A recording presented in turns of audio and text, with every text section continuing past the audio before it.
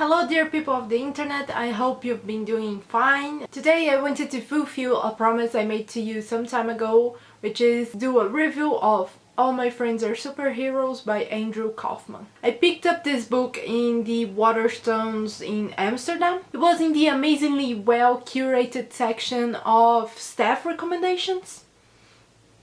I bought not only this but a couple other books that I wanted and a few that were in the recommendation section. And overall I was just very intrigued by the name and this cover and the fact that the author is from the same city as Alice Munro. All My Friends Are Superheroes tells the story of Tom. Tom is completely normal, a simple person living in Toronto, Canada, just like anyone else. Except all of Tom's friends are superheroes. Even his wife, the perfectionist, is a superhero. At their wedding though, the perfectionist is hypnotized by her ex, Hypno. He can no longer see her husband Tom. He becomes completely invisible to her. 6 months later, believing that Tom has left her, the perfectionist decides to move from Toronto to Vancouver.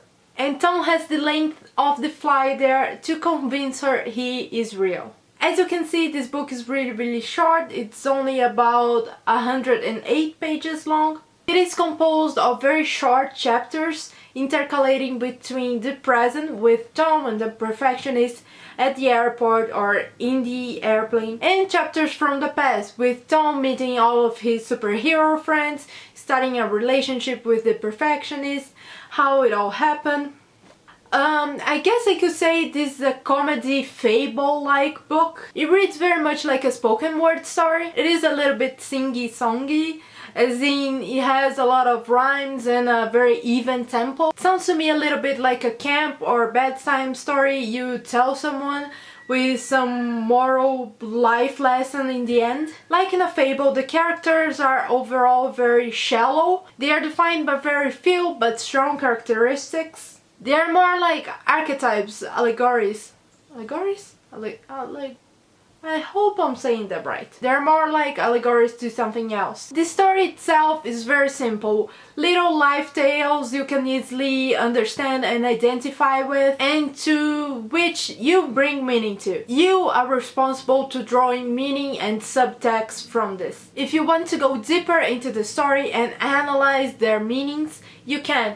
But if not, you can stay at the first very shallow level. And it would be fine, but it would be just a funny anecdote. One thing I particularly enjoyed was how he transformed our everyday fears or personal flaws into characters. Like when right before his first kiss with the perfectionist, he was suddenly and literally attacked by an anxiety monster. And I do mean an anxiety monster, like with claws and teeth. And how did they solve that problem?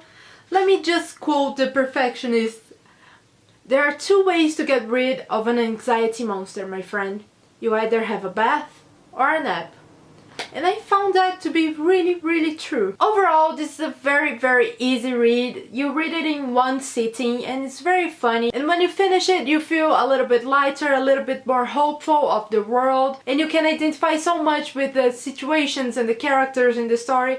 It is very quick and fun to read. I would definitely recommend for a beach or by the pool or just in general summer read for those of you in the northern hemisphere. It's very funny, very cute, not particularly deep, but it is an okay read and I would recommend it for a fun time. So thank you very much for the recommendation, staff from Waterstones Amsterdam.